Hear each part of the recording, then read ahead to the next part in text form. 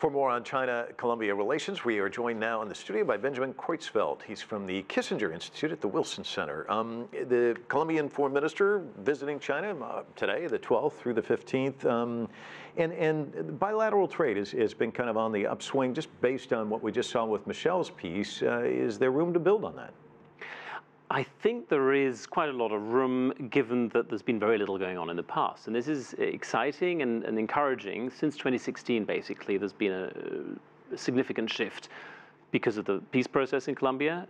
So Chinese companies have felt a little more, many companies have felt a little more encouraged about moving into Colombia. And so, China is one of them and has has gathered experience over many years.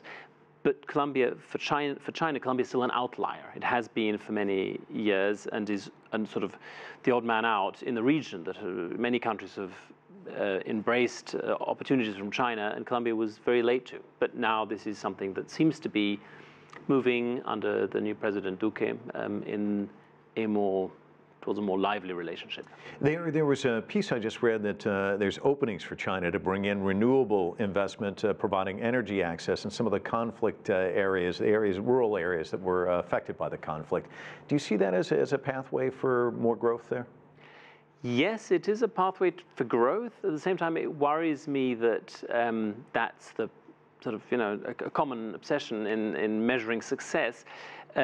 What I'm hoping Colombia will be able to do is, it's part of the Pacific Alliance. It has many neighbors that have had good and not so good experiences with Chinese companies moving into rural areas, for instance, exploitation of mineral resources, and so on. That's the sort of thing you would hope they can better engage the local communities, something that Chinese companies are not well known for doing as a first step. So something, Peru's had experiences in that direction. I think Colombia is in a position now to look at what went well and what didn't go so well in neighboring countries with China and do that in the interest of the population, both in the cities and in the countryside. So Foreign Minister Trujillo, when he leaves on the 15th, what would a successful visit to China look like for him, and what would a successful visit look like for China?